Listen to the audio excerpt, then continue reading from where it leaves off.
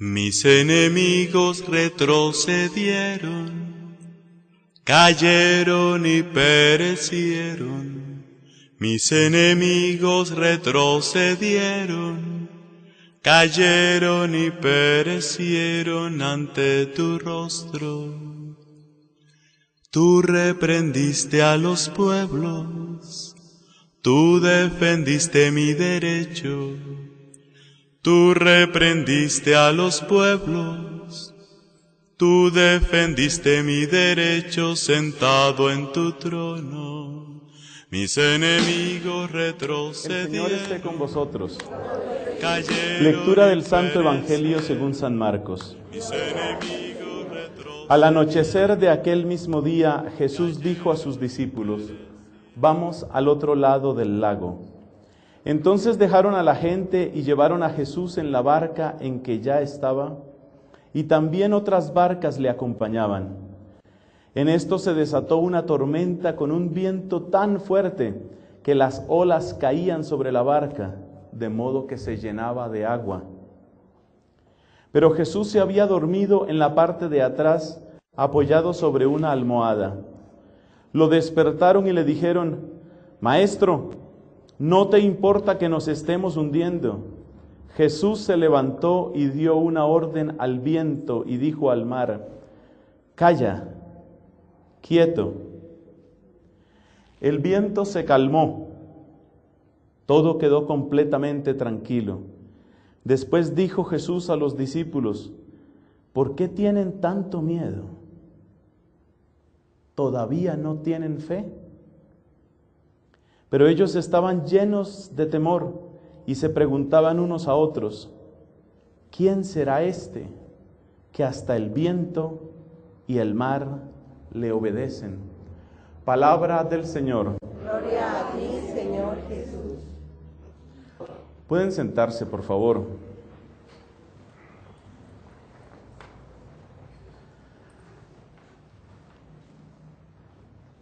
Hoy vamos a hablar de tormentas. El pasaje del Evangelio que acabamos de escuchar nos cuenta cómo Jesús calma una tormenta, pero en realidad hay muchas tormentas en la vida. Y la invitación que quiero hacerles el día de hoy es que cada uno aprenda a conocer sus propias tormentas, porque no todos los vientos nos afectan de la misma manera. No todas las aguas son igualmente peligrosas para cada uno de nosotros. Aprender a conocer las propias tormentas es también aprender a conocer en qué somos fuertes, en qué somos débiles y sobre todo, qué clase de cosas serían capaces de hundir nuestra barca. Vamos a hablar de las distintas tormentas y yo voy a seguir. Este es un experimento. Voy a seguir una clasificación que propone Santo Tomás de Aquino cuando hace lo que se llama el Tratado de las Pasiones. Apoyándome en Santo Tomás de Aquino, en el principio de la segunda parte de su obra, la Suma Teológica, y mirando este texto del Evangelio según San Marcos, quiero plantear una clasificación de las tormentas. Esto parece meteorología. Vamos a hacer la meteorología del Espíritu. Vamos a clasificar las tormentas que sacuden el corazón humano. Porque es un hecho que el corazón humano resulta sacudido por muchas fuerzas. Nosotros experimentamos esas sacudidas como una falta de paz. La paz, el sosiego, la tranquilidad proviene cuando uno se encuentra en el lugar que siente que debe estar y de la manera como uno debe y quiere estar. La paz es una sensación deliciosa de reposo. En cambio, el desasosiego, la inseguridad, el miedo y mil otras sensaciones desagradables afligen a muchas personas. Y tal vez algunos de ustedes están aquí precisamente porque sienten eso, o mejor, porque no sienten eso, no sienten esa paz. Si tu corazón no está en paz en este momento, alguna tormenta te está sacudiendo, tal vez muy adentro. Y a veces uno dice, pero si yo no tengo ira, entonces ¿qué tormenta puedo estar padeciendo? Pero es que la ira no es la única tormenta. Hay muchas clases de tormentas, pero las podemos agrupar en 6 grupos principales. Para quienes están tomando apuntes, quiero decirles una vez más, esta clasificación proviene esencialmente del trabajo de Santo Tomás de Aquino en su Suma Teológica. Además es bueno recordar el número 6, porque de lo que vamos a hablar es de las tormentas que nos lastiman y que nos laceran y nos amenazan. Y el número 6 en la Biblia es el número de la imperfección, es el número de la amenaza. Por eso en el Apocalipsis a la bestia se le presenta con el número 666, mientras que el número 7 es el número de la perfección. Y ustedes se preguntarán de dónde viene el número 7. Bueno, hagamos un pequeño paréntesis para hablar de números. El número 7 surge del 4 y el 3. El número 4 es el número de la tierra y el número 3 es el número del cielo. 4 es el número de la tierra por los 4 puntos cardinales y el 3 es el número del cielo porque en la tercera jornada es cuando se resuelven las cosas. Esto de que el número 7 sea el número de la perfección fue antes del Nuevo Testamento. En el Nuevo Testamento se reveló el misterio de la Trinidad, que hace todavía más claro que el 3 es el número del cielo. Pero cuando nosotros hablamos del número 3 como número del cielo es porque el número 3 aparece muchas veces como el día decisivo, el día en el que se aclara un problema, el día en el que Dios, el día en el que el cielo muestra su parecer. Cuando Abraham camina con Isaac, el número 3 es decisivo, a la tercera jornada encuentran el lugar del sacrificio. El número 3 es también en la profecía de Amós o de Oseas, es el anuncio que hace el Señor, los voy a castigar, pero al tercer día mostraré la misericordia. Es un modo de hablar que indica que Dios da su opinión al tercer día. Y esto proviene en últimas de que toda historia tiene un comienzo, un nudo y un desenlace. El desenlace pertenece siempre a Dios. Por eso el tercer día es el desenlace. Entonces el 3 es el número del cielo, el 4 es el número de la tierra, y el 4 más 3, el número 7, indica como la perfección, como la totalidad. El número 6, en cambio, es el número que quisiera ser 7, pero que no lo es. Entonces es el número imperfecto. No hay que volverse supersticiosos con los números, sino que les digo esto para que les sea más fácil recordar. La mayoría de ustedes tienen una memoria prodigiosa, porque casi nadie toma apuntes. Entonces yo les ayudo a la memoria, indicándoles estas cosas. Cuando ustedes salgan de aquí, ustedes pueden recordar esta predicación por esas indicaciones. El número 6 es el número importante para hoy. Hay 6 clases principales de tormentas. 6 clases principales de tormentas. Vamos a ver qué tanto podemos ejercer nuestra memoria para recordar estos tipos de tormentas. Los vamos a recordar de este modo, mira. El ser humano siempre busca algo bueno y siempre trata de apartarse de algo malo. Lo que pasa es que uno va cambiando. A veces uno considera bueno lo que no es bueno y considera malo lo que no es malo. Uno se puede equivocar en el juicio que hace sobre lo bueno y lo malo.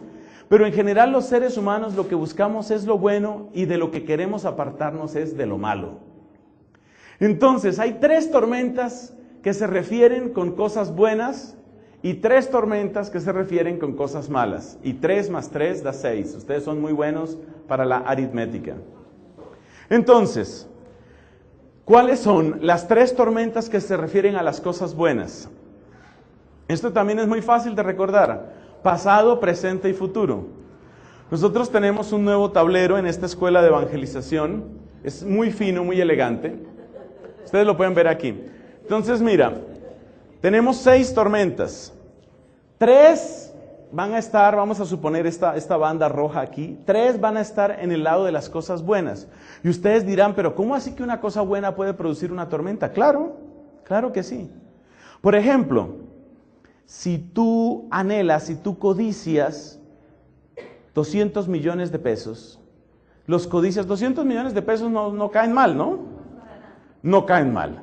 200 millones de pesos son una cosa buena, pero tu manera de codiciar esa cosa buena, tu manera de anhelarla, llega a producir una especie de tormenta dentro de ti.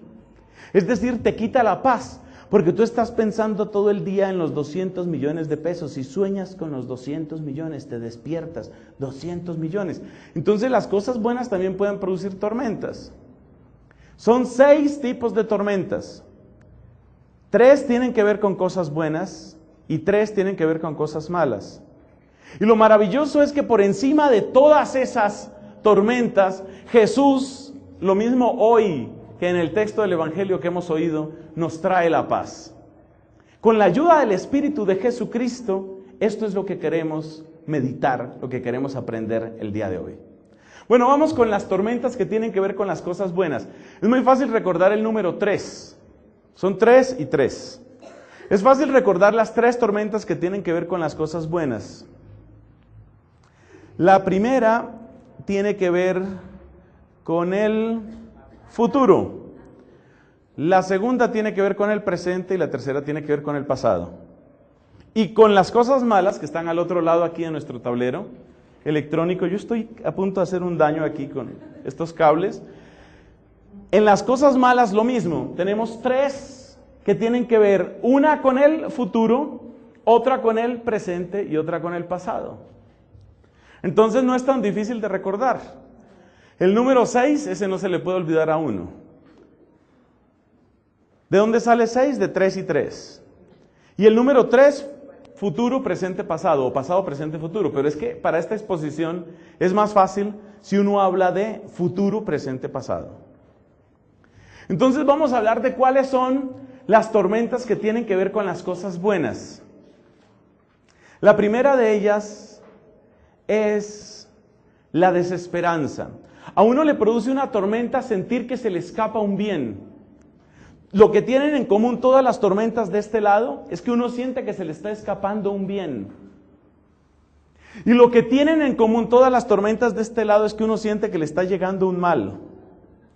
Las 3 tormentas que tienen que ver con las cosas buenas es porque hay bienes que se me están yendo, se me están escapando. Y las 3 tormentas que tienen que ver con las cosas malas son porque hay males que están llegando o que pueden llegar o que ya llegaron a mi vida. ¿Estamos de acuerdo? 3 y 3, 6. No hemos cambiado la aritmética. ¿Cuáles son entonces las principales tormentas que tienen que ver con cosas buenas? La primera dijimos que es con el futuro. Con el futuro. Cuando yo siento que hay un bien que ya no va a llegar a mi vida, entonces pierdo la esperanza. La desesperanza es la tormenta que paraliza, la tormenta por excelencia. Cuando una persona pierde la esperanza, se paraliza. Hay un dicho muy antiguo que viene de la época de los latinos, allá en el Imperio Romano y esas épocas, que dice, dum vita est, spes est. Al revés, dum spes est, vita est. Mientras hay esperanza, hay vida. Eso significa que cuando una persona siente que ya no le va a llegar un bien, que hay un bien que ya no le va a llegar, eso produce una tormenta que paraliza el corazón. Es un tipo especial de tormenta. Es como un encierro, es como una prisión, es algo que amarra, que ata por dentro a la persona. Y la gente la ve por fuera y dice, no, pero mira que tienes inteligencia, que tienes cualidades, que tienes no sé qué, pero la persona siente, el bien que yo quería no va a llegar. Y eso paraliza. Esa tormenta le vamos a dar el nombre de desesperanza, o también el nombre de desilusión, pero prefiero desesperanza.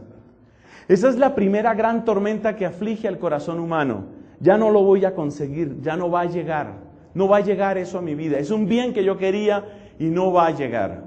Yo quería tener una familia, o yo quería tener una esposa, o yo quería tener un mejor trabajo, o yo quería lo que sea. Esa sensación de un bien maravilloso que no va a llegar a mi vida. Esa sensación produce una tormenta. Ustedes han visto esos dibujos animados donde de pronto hay una persona que camina y le acompaña una nubecita negra. Esa es esta tormenta, la tormenta de la desesperanza.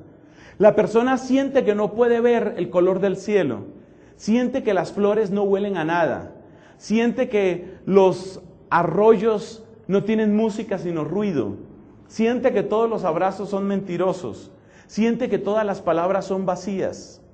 Es una tormenta tremenda. Es como una tormenta que pulveriza lo que hay por dentro en el corazón. Algunas personas experimentan esa clase de tormenta. Primero vamos a hacer la lista de las tormentas y luego vamos a contar qué nos dice la palabra de Dios sobre cada una de ellas. Entonces, la primera tormenta referida a las cosas buenas es la tormenta de la desesperanza. Su efecto es pulverizar pensamientos, palabras y proyectos, paralizando a la persona. Esa es la tormenta de la desesperanza, pulveriza. Entonces, si uno le habla a una persona desesperanzada, la persona, ¿cómo se reconoce esta tormenta? Porque pulveriza. La podríamos comparar con los tornados. Los tornados, esas tormentas en tierra firme, destrozan, es impresionante, pulverizan. Hubo un tornado en la ciudad de Barranquilla el año pasado y una tía mía que vive en esa ciudad me contaba lo que había sucedido en la casa de ella. Pues una parte del techo fue pulverizada. Pero lo más impresionante no fue eso.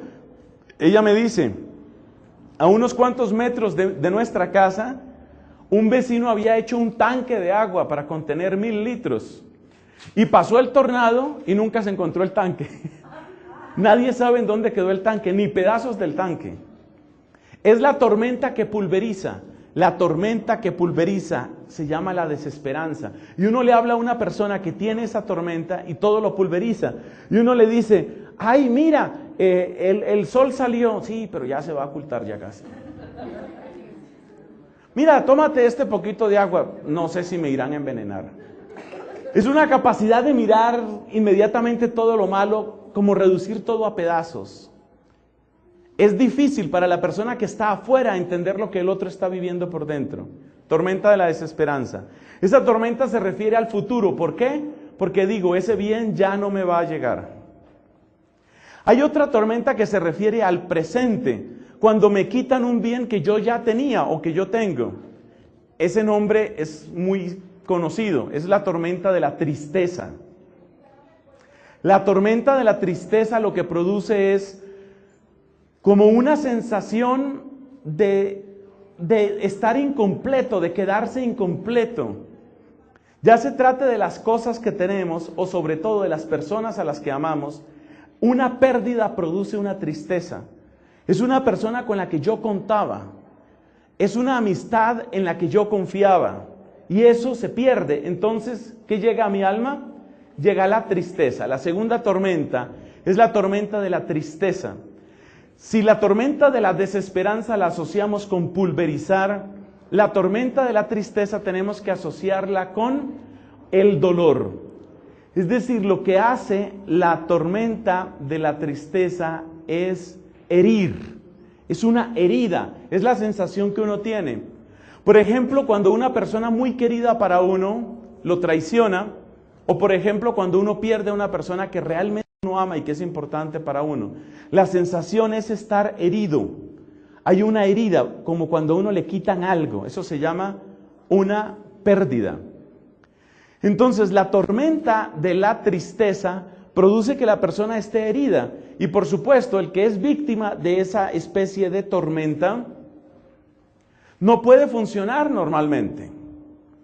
Así como si una persona tiene una herida en el pie, no va a poder caminar bien, así una persona que tiene esta clase de herida en el alma, no puede funcionar bien, no puede amar bien, no puede pensar bien. Alcanza a darse cuenta de lo que está sucediendo, es más coherente que el que tiene desesperanza, pero no puede obrar en consecuencia, se encuentra impedido, un poco impedido. Esa es la segunda tormenta. La tercera tormenta referida a los bienes es la que tiene que ver con el pasado. Recuerda, futuro, presente, pasado. ¿Y cuál es la tormenta que tiene que ver con el pasado? Pues esa también se conoce, es la nostalgia. La nostalgia. Hay personas que intentan vivir en el mundo que ya no existe. Intentan traer continuamente con su memoria, intentan traer con su corazón, con su mente, un mundo que ya no está. Situaciones que ya no se dan, personas que se fueron y viven amarradas a ese pasado, incluso perdiendo oportunidades, buenas oportunidades, preciosas oportunidades que la vida les da. No las reciben porque están viviendo o están tratando de vivir en el pasado. Esa es la tercera tormenta referida a las cosas buenas, la tormenta de la nostalgia. Se parece como una especie, es como una especie de viento que hace que uno no pueda avanzar. Esto me hace recordar la ciudad donde vivo, Dublín, en Irlanda, que es famosa, como toda la isla, por los vientos. En Dublín hemos tenido vientos de más de 90 kilómetros por hora. Cuando ustedes contemplan esta humanidad mía, ustedes pueden pensar lo que se necesita para moverme a mí. Pues el viento en Dublín es capaz de moverme a mí. Y es capaz de frenarme. La nostalgia es como un viento que viene de frente con tanta fuerza que no lo deja uno mover, sino que le está lanzando un lenguaje. Atrás, atrás, para atrás, para atrás. Es un viento que viene de frente y que no deja que el barco avance, sino que lo está obligando a retroceder. Así hay personas que viven en una nostalgia. La palabra nostalgia quiere decir un dolor en el ánimo, un dolor en el pensamiento. Pero este dolor particular tiene que ver con esa especie de golpe. Es como un golpe con un viento que me golpea en la cara y que me lanza continuamente hacia atrás. No alarguemos esta lista de las tormentas que tienen que ver con las cosas buenas. La desesperanza que pulveriza, la tristeza que hiere y la nostalgia que golpea. La nostalgia golpea y me lanza hacia atrás. Esas son tres tormentas que tienen que ver con las cosas buenas. Hay otras tormentas que tienen que ver con las cosas malas. Las primeras, las que puse aquí en el lado izquierdo de nuestro tablero, que estamos estrenando, esas primeras tienen que ver con los bienes que se me van. Estas otras tienen que ver con los males que llegan o que vienen. Y también aquí vamos a hablar de las tres dimensiones: futuro, presente y pasado. Bueno, ustedes dirán que por qué hablamos de futuro, presente y pasado cuando lo usual es hablar de pasado, presente y futuro. Esto proviene, les dije, de Santo Tomás. Él dice que como nosotros, la vida se puede comparar a un camino y uno va caminando, entonces todo empieza siendo futuro, ¿cierto? Yo lo veo que se acerca, eso es futuro. Llegó, presente, quedó atrás, pasado. Entonces, si uno se sitúa en el caminante, las cosas suceden en el orden futuro, presente, pasado. Por eso seguimos ese orden. Vamos aquí con la segunda lista, la lista de las cosas malas. Es decir, de las cosas que yo no quisiera que se aparecieran por mi vida. Cuando una cosa yo no quisiera que llegara, pero la veo venir, entonces me produce miedo. Yo no quisiera que eso me sucediera, pero lo veo venir. Por ejemplo, me han encontrado un tumor. Ay, ¿esto qué va a ser? Lo llevaron a patología. Espero cuál es el resultado. ¿Qué puede ser esto? Eso es un temor. Ahí tengo un miedo. Es un mal que me puede llegar. Esa es una tormenta. La persona que padece esta clase de miedo, la persona que padece esta clase de tormenta, también de algún modo queda paralizada. El miedo paraliza. Esto es muy interesante en el paralelo que estamos haciendo. La primera tormenta de las cosas buenas referida al futuro era la desesperanza. Y la desesperanza también paraliza. Tanto la desesperanza como el miedo paralizan. Y esto es muy importante porque cuando uno oye que Jesús sanaba a los paralíticos, uno siempre piensa en la gente que está en camillas o en sillas de ruedas. Pero cuando decimos que Jesús cura a los paralíticos, también es que Jesús cura esta clase de parálisis. Y esta es la parte que yo creo que vamos a poder aplicar mucho más a nuestra vida. La parálisis tiene que ver con la desesperanza y tiene que ver con el miedo. Hay un mal que veo que se acerca. Por ejemplo, otra vez me toca pagar la cuenta. Ese es un mal que se acerca. Me toca pagar la cuenta el día 23 y estamos a 19 y no hay platica. Ese es un miedo y va llegando y se va acercando inexorablemente. Tic, tac, tic, tac. Ahí va llegando. Y uno siente miedo. Es el momento del miedo. Este es en el futuro, un mal que veo llegar. Luego viene el presente. ¿Y qué pasa con un mal que ya tengo presente? Un mal que ya está en mí. La reacción usual, a menos que uno esté completamente aplastado por eso que le llegue, la reacción usual es de agresividad, de violencia. Es la ira. Es la ira. Y en un momento de ira una persona puede mostrar una fuerza sobrehumana. Ahí es donde vienen todas estas descargas de adrenalina y todas estas cosas. En un momento de ira la gente hace cosas terribles.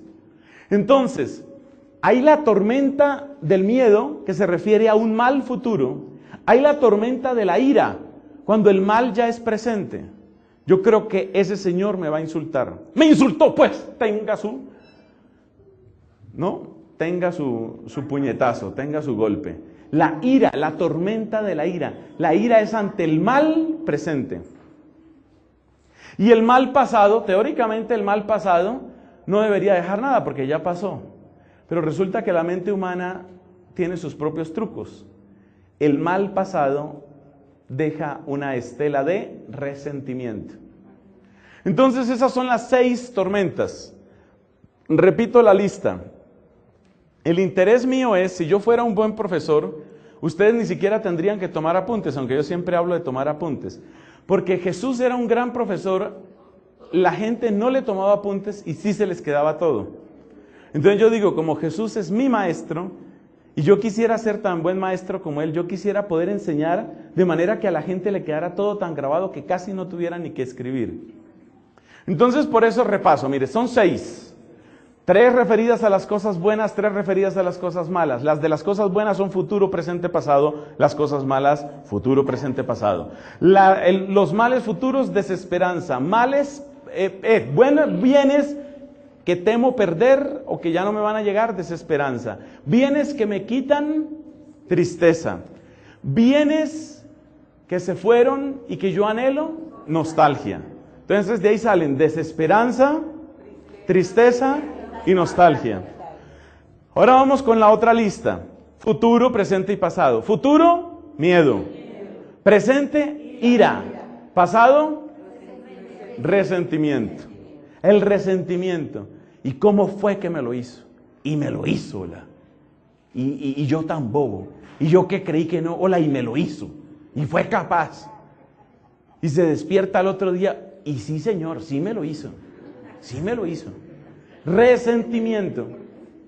Bueno, entonces, como ustedes tienen esa capacidad de aprendizaje tan interesante y como este tema es vital, ahora los decimos al revés. A ver. Ay. Males pasados, resentimiento. Males presentes, ira. Males futuros, miedo. Excelente, excelente. Alvarito, el taller es un éxito. ¿Dónde estás? Taller es un éxito, Álvaro. Excelente, excelente. Muy bien. Ahora, hablemos de los bienes que se pierden, ¿no? Bienes perdidos o que se pueden perder o que se están perdiendo. Bienes pasados, nostalgia. Vive uno por allá en el pasado, pone unos boleros. Bueno, bienes presentes, tristeza. Bienes futuros, desesperanza. Esas son las 6 tormentas básicas. Claro, hay muchas otras combinaciones. Por ejemplo, uno puede sentir al mismo tiempo ira y tristeza. Uno puede tener las dos cosas. Por eso se habla de ira e intenso dolor. Ahí hay una combinación de las dos. Casi siempre cuando a uno le llega un mal se le va un bien, ¿no? Por ejemplo, me llega un mal, un puño, se me va un bien, un diente. ¿Ve? Entonces ahí se da ira e intenso dolor. Las combinaciones pueden ser a veces un poco extrañas. Pero en este cuadro de nuestro tablero, que es tan especial que no quedará registrado en el video que se está filmando porque es un tablero único, habíamos notado ya un paralelo. Habíamos dicho que la desesperanza, que es la primera del futuro, se parece mucho, ¿cierto?, al miedo, que es el mal futuro. En ambos casos se produce una parálisis. Y luego también habíamos dicho que en el caso de la segunda de esta lista, ¿qué es cuál? La tristeza, hay una herida. Hay una herida. Y aquí viene la ira. ¿Y qué es lo que busca la persona que tiene ira? Herir. Herir.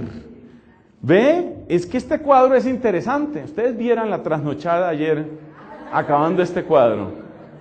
Mira, la tristeza es una herida que yo siento. La ira es una herida que yo quiero causar. Por eso la persona cuando está llena de ira quiere producirle un daño a la otra persona. ¿Dónde le doy que le duela? ¿Dónde le doy que le duela? A ver, ¿qué hiciera yo? Y como se trata de producir un dolor que dure, entonces usamos puñales de palabras. Puñales de palabras para que le duela. Ahora le digo esto para que le duela y el rostro se le transforma a la persona para producir dolor. Entonces fíjate, la palabra clave en el primer renglón, ¿cierto? Ustedes van siguiendo aquí la transmisión en directo. La palabra clave en el primer renglón es parálisis. La palabra clave en el segundo renglón es herida. Herida. Herida. Esa es la palabra del segundo renglón. Cuando yo siento tristeza me siento herido. Cuando yo tengo ira quiero herir. Entonces esa es la herida, la herida. Y ahora vamos a ver qué nos aparece en el último renglón. El último renglón se refiere al pasado. ¿Qué le sucede a la persona? ¿Qué le sucede a la persona cuando tiene nostalgia? Dijimos que la nostalgia es una negación del presente. Es como un viento, ¿cierto? Un viento que le llega a uno de frente y que lo lanza hacia el pasado. La persona nostálgica, parece extraño lo que voy a decir, pero creo que se entiende. Sufre de ceguera. La nostalgia es una forma de ceguera. No ve el presente, no ve el día de hoy. Únicamente ve el pasado, ve lo que sucedía. Entonces la nostalgia es una forma de ceguera y también una forma de sordera. Esto es muy interesante porque fíjate, el primero es parálisis, el segundo es herida y el tercero es ceguera. Y ahora vamos a ver qué sucede en la otra tabla, en el otro lado. En el otro lado encontramos que hay personas que han padecido un dolor. Ese dolor supuestamente ya quedó en el pasado, supuestamente ya quedó en el pasado, pero no ha quedado en el pasado, porque la persona lo renueva continuamente, ¿no? La profesora que en el kinder me humilló el día que me oriné en el colegio. Y me humilló. ¿Y quién era yo en esa época? ¿Quién era? Un pobre niño orinado, eso era yo. Eso era lo único que yo era. Y me humilló esa profesora. Y resulta que la profesora está chupando gladiolo hace rato. La profesora se murió. Hace rato se murió, ya acabaron el novenario, ya hicieron el cabo de año. Ya sacaron los restos, ya lo llevaron para el osario. Y este está pensando, y me humilló. ¿Y quién era yo? ¿Yo qué culpa tenía de haberme orinado? ¿Qué culpa? Era un niño inocente. Me humilló. Entonces la persona ya no ve el presente. Ni siquiera ve que ya estaba la tumba allá donde estaba la profesora. Ni siquiera ve que ya sacaron los restos de la profesora. No ve, está ciega. Entonces hay tres palabras claves. Parálisis. La segunda, herida. Y la tercera, ceguera. La tercera, ceguera. Entonces, las 6 tormentas, fíjate que se pueden presentar en un cuadro bastante interesante. Hay muchas cosas que podemos aprender de ahí. Porque resulta que la vida de Jesús, ¿en qué consistió la vida de Jesús? La vida de Jesús se sintetiza en Hechos de los Apóstoles capítulo 10 con esta frase que para mí es como darle un beso a Jesucristo. Pasó haciendo el bien. Para mí es de las flores más lindas que se le pueden dar a nuestro Señor. Pasó haciendo el bien. Creo que eso es lo más maravilloso que se puede decir de una persona. Ojalá mucha gente pudiera decirlo de cada uno de nosotros cuando hayamos salido de esta tierra. Pasó haciendo el bien. ¿Y qué clase de bien hizo Cristo? ¿Cómo gastaba Cristo su vida? Cristo gastaba su vida enseñando, Él predicaba, exorcizando, sanando, intercediendo y padeciendo. Esas fueron las obras de Jesucristo. Las repito. Jesús enseñó. ¿Qué más hizo? Exorcizó, es decir, quebrantó el poder de Satanás. Además, ¿qué más hizo? Sanó. Además, intercedió por cada uno de nosotros y padeció. Con eso último, con ese padecer, realizó la obra de la redención, abriendo una grieta en el corazón humano para que cada uno de nosotros pudiera recibir el don inefable del Espíritu y pudiéramos ser nueva creación, para que pudiéramos ser nuevas criaturas. Entonces, esa fue la vida de Cristo. Ustedes recuerden que en Jesús hay 5 llagas mayores. Eso también es fácil de recordar. Una en cada mano, una en cada pie y el costado. Las 5 llagas de Cristo. Por eso viene la devoción a las 5 llagas. Así como hay las 5 llagas de Cristo, así también hay las 5 obras de Cristo, las 5 grandes obras de Cristo, que son estas 5 que hemos dicho. ¿Qué hizo Jesús? Jesús enseñó, exorcizó, sanó, intercedió y padeció. Eso fue lo que hizo Jesús. Eso fue lo que hizo Jesús. Entonces nosotros vemos que a través de esas 5 obras de Cristo, a través de esas 5 dimensiones de su vida maravillosa, bellísima y santa, Jesús lo que hizo fue rescatarnos de las tormentas. Nosotros hemos hablado de 6 tormentas, pero también hemos visto que las podemos agrupar en 3 parejas. Las 3 parejas son parálisis, herida y ceguera. Y resulta que en todas partes en los evangelios, Jesús aparece sanando, restaurando, levantando a los paralíticos, sanando, restaurando a los ciegos, sanando y restaurando también a los que están heridos. Jesús mismo resume su vida de la siguiente manera. Cuando ustedes quieran saber, bueno, ¿y Jesús qué pensaba de sí mismo? Jesús cómo resumía su vida. Ustedes tienen ese pasaje hermoso. San Lucas, capítulo 4, versículo 16. ¿Cómo resume Jesús su propia vida? Utiliza un pasaje del profeta Isaías y dice, es Lucas capítulo 4, versículo 16. La manera como Jesús resume su vida. El texto que él tomó de Isaías es Isaías 61, versículos 1 y 2. Jesús fue mejor leo el texto directamente. Jesús fue a Nazaret, el pueblo donde se había criado. En el día de reposo entró en la sinagoga como era su costumbre y se puso de pie para leer las Escrituras. Le dieron a leer el libro del profeta Isaías y al abrirlo encontró el lugar donde estaba escrito: El Espíritu del Señor está sobre mí, porque me ha consagrado para llevar la buena noticia a los pobres. Me ha enviado a anunciar libertad a los presos, dar vista a los ciegos, a poner en libertad a los oprimidos, a anunciar el año favorable del Señor. Palabra de Dios. Así resume Jesús su propia vida. Esta es la manera como Jesús mira su propia existencia. Esto se encuentra en Lucas, capítulo 4, versículos del 16 al 19. Y la cita que leyó Jesucristo está de Isaías, capítulo 61, versículos 1 y 2. Este es el resumen que Jesús hace de su propia vida. Y lo único que yo les puedo decir a ustedes es que la vida de Cristo está precisamente orientada, enfocada a vencer las tormentas que perturban, que afligen, que destruyen, que humillan, que quebrantan el corazón humano.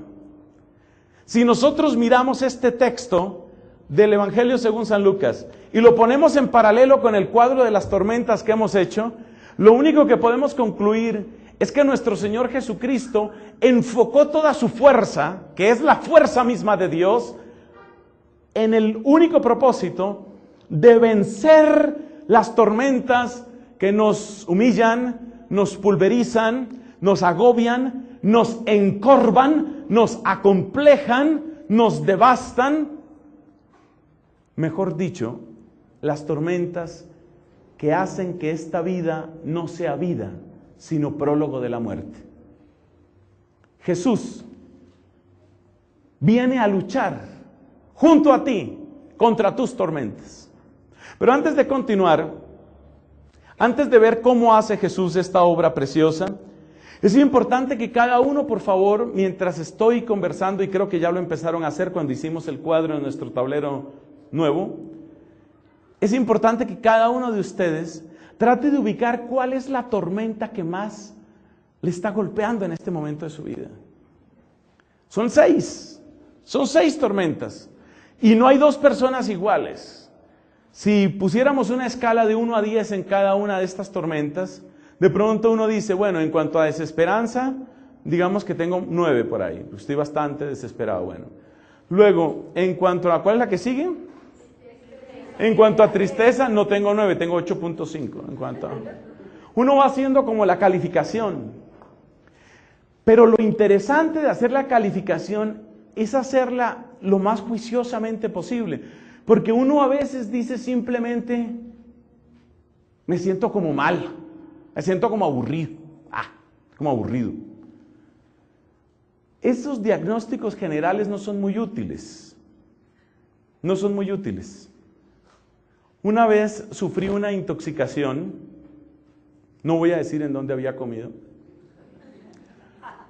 Una vez sufrí una leve intoxicación y entonces incluso se temió que fuera una apendicitis porque tenía un dolor y yo lo único que sabía era que me sentía mal. ¿Y qué le duele? No, me duele como la panza, decía yo, ¿no? Me duele la pancita, pero el médico no se queda con que le duele la panza. ¿Qué hace un médico cuando hace una palpación? Ese día aprendí que existía la palabra palpación. ¿Qué hace el médico? El médico clasifica la barriga, le dibuja una especie de triqui, decíamos cuando éramos niños, ¿no? Es decir, divide la barriga en 9 partes. Y empieza a palpar en cada una de esas partes. Y palpar es como ten esa mano ahí. Entonces le dice a uno, ¿le duele? Sí, doctor. Si me pudo responder es que no le duele mucho. Y entonces pasa al siguiente cuadrito. Son 9 cuadritos, ¿no? Son 9 cuadritos. Entonces va pasando al siguiente cuadrito. Y aquí le duele cuando hay un dolor que uno... Ese es el que está... Ahí es donde está el problema. Algo así hay que hacer aquí. Si uno se presenta donde Jesús y le dice, Jesús, me duele la vida. Así es difícil. Hay que hacer una palpación. Hay que ver cuál de estas tormentas te está afectando.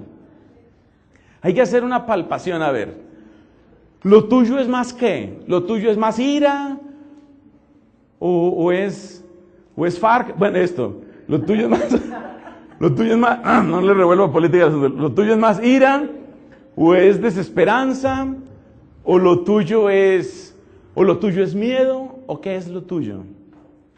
Esa exploración interior es dolorosa, como cuando el doctor me estaba palpando la barriguita. Es doloroso, es una palpación dolorosa. Pero si el médico es Jesús, es una palpación supremamente útil. Porque a través de esa palpación yo voy descubriendo en dónde está mi verdadera tormenta. ¿Qué es lo que realmente me aflige? ¿Qué es lo que realmente me preocupa? Aunque se parezca mucho, por ejemplo, no es lo mismo tener una tristeza que tener un resentimiento. Son 2 cosas diferentes. Porque cuando uno tiene un resentimiento, hay siempre un rostro que se repite. Una cara que aparece una y otra vez. La profesora que no fue capaz de entender que un niño se puede orinar en la escuela. Y yo veo a la profesora ahí. Y luego hago un afiche con la cara de la profesora. Me prestan un cuaderno y dibujo la profesora. Voy caminando por la calle y voy viendo que las placas de las casas son la cédula de la profesora. Miro las estrellas y uno las líneas y digo, la profesora. ¿Ve? Ese es un caso especial. Cada tormenta tiene que ser tratada de su propio modo. Jesús nos ayuda a afrontar cada una de estas tormentas. Y el texto que hemos tomado es sobre todo ese del capítulo de Lucas. El Espíritu del Señor está sobre mí porque me ha consagrado para llevar la buena noticia a los pobres, libertad a los presos, vista a los ciegos, poner en libertad a los oprimidos, anunciar el año favorable del Señor. Ahí anuncia Jesús todas esas cosas.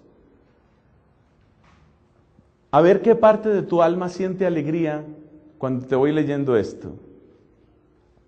El Espíritu del Señor está sobre mí porque me ha consagrado para llevar la buena noticia a los pobres,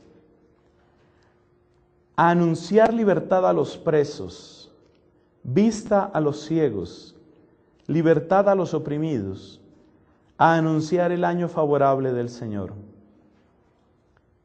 ¿Qué parte de tu corazón brinca? ¿Qué parte de tu corazón se alegra cuando tú oyes esto? Este es un modo especial de oír. Uno casi siempre trata de oír con la mente, con el cerebro. Pero yo aquí te pido que tú oigas con el corazón. Lo voy a repetir una vez más, leo despacio y haciendo una pequeña pausa. Y tú trata de mantener tu corazón así como apenas sensible. Trata de sentir. No trates tanto de entender, sino trata de sentir. A ver ¿qué será eso? Cardiograma o electrocardiograma registra un pico, ¿no? El Espíritu del Señor, te dice Jesús, está sobre mí. Me ha consagrado para llevar la buena noticia a los pobres, para anunciar la libertad a los presos, para dar vista a los ciegos, poner en libertad a los oprimidos, anunciar el año favorable del Señor.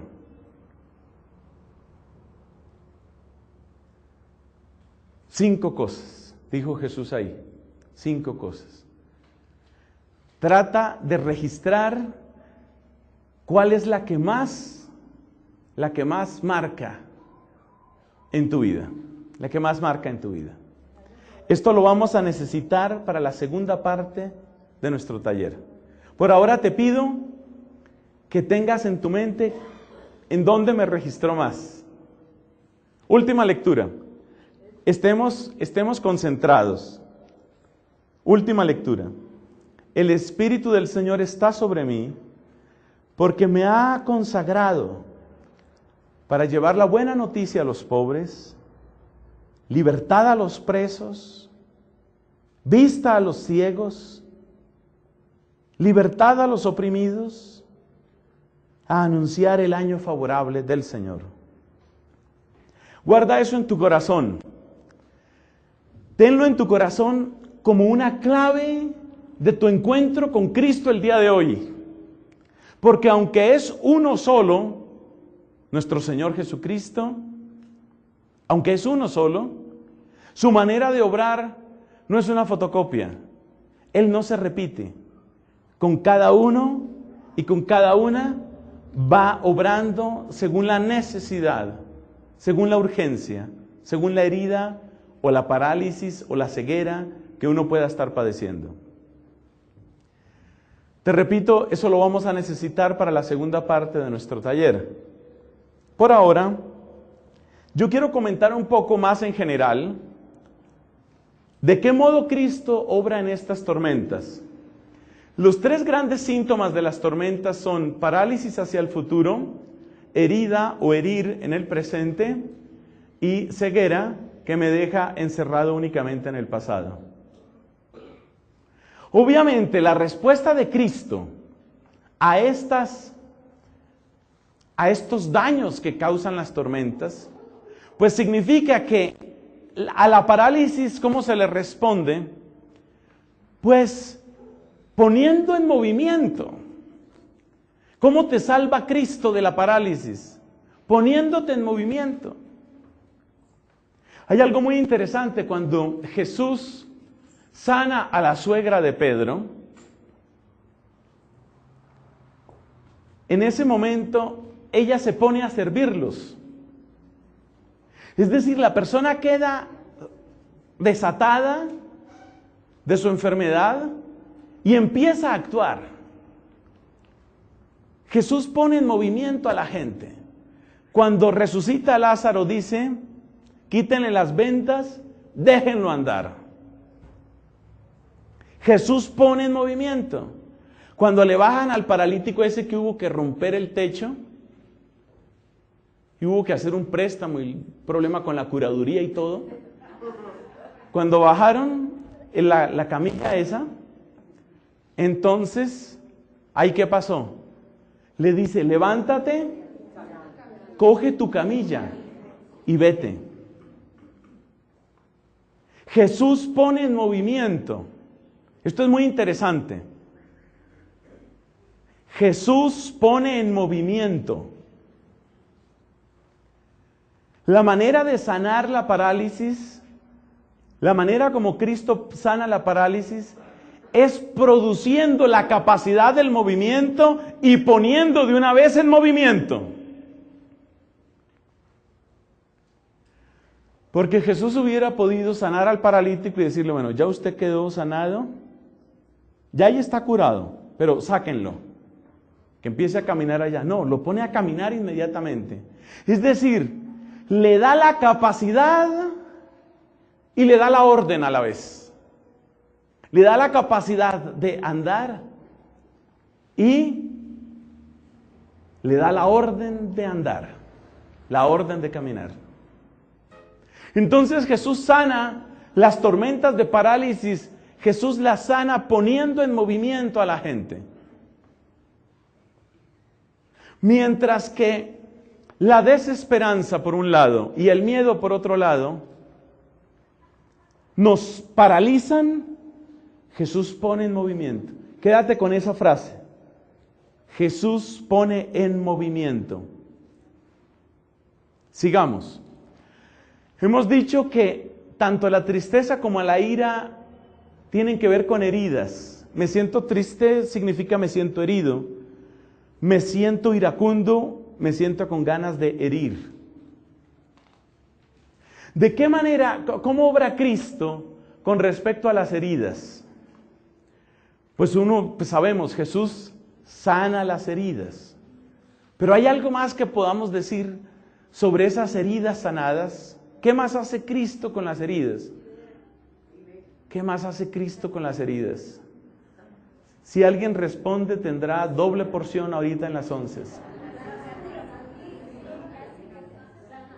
Cicatriza, limpia, venda, restaura, libera, sana. Se acumula para la semana entrante. Nadie acepta. ¿Sabe una cosa? Jesús carga nuestras heridas. El mundo de Jesús no es el mundo de I'm okay, you're okay. Ahora tú estás bien y yo estoy bien, todo está bien, ¿ok? O sea, no, ese no es el mundo de Jesús. El mundo de Jesús no es ese. El mundo de Jesús es yo te quito tu herida y me la pongo yo. Y ustedes dirán, ¿y esto por qué es tan importante? A uno a veces como que le gusta más que nadie quede herido, ¿cierto? Uno diría, no, pues que Jesús me sane a mí, pero no es necesario que se hiera a él. ¿Seguro? Vamos a ver por qué es tan importante la herida de Cristo. A ver, si yo estoy herido y Jesús me sana mi herida solamente, me solucionó un problema, pero no un problema, sino la mitad de un problema. ¿Por qué? Porque si yo quedé sano, quedé también con la capacidad de herir. Acuérdense que es que esas dos son hermanitas. Ira No, concéntrense. Ira Devuelva la película. Ira intenso dolor. Concéntrense. Antes estaban mejor, no sé, siento como nostalgia al principio de esta charla. Ira e intenso dolor.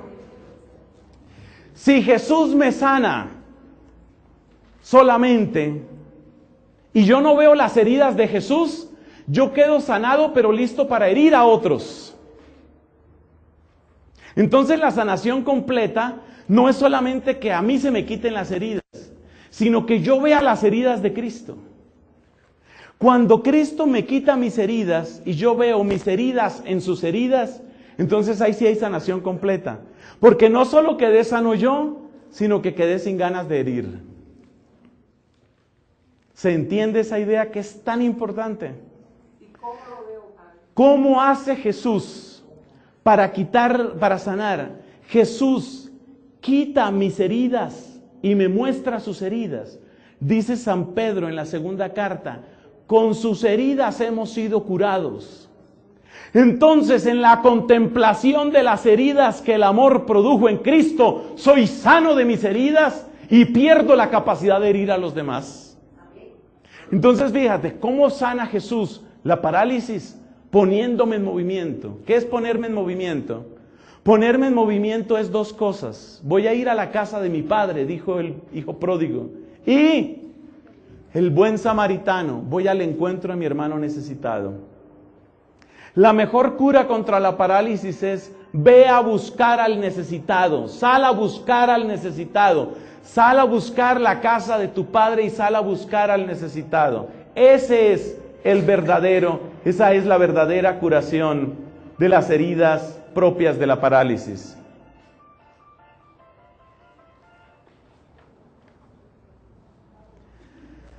Nos falta la última serie. Resulta que también hay la ceguera.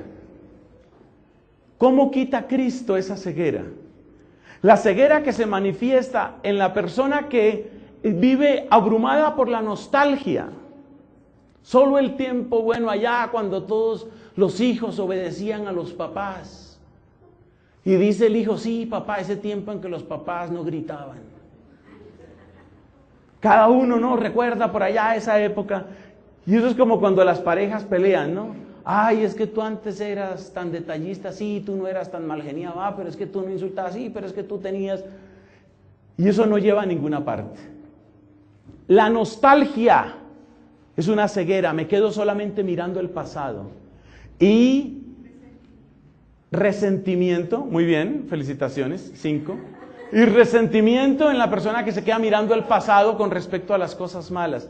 ¿Y cómo me ayuda Jesús ahí? Pues Jesús dice que Él es el que era, el que es y el que ha de venir. El que ha de venir. A todos los nostálgicos del mundo Cristo les dice, oiga, lo mejor está por llegar.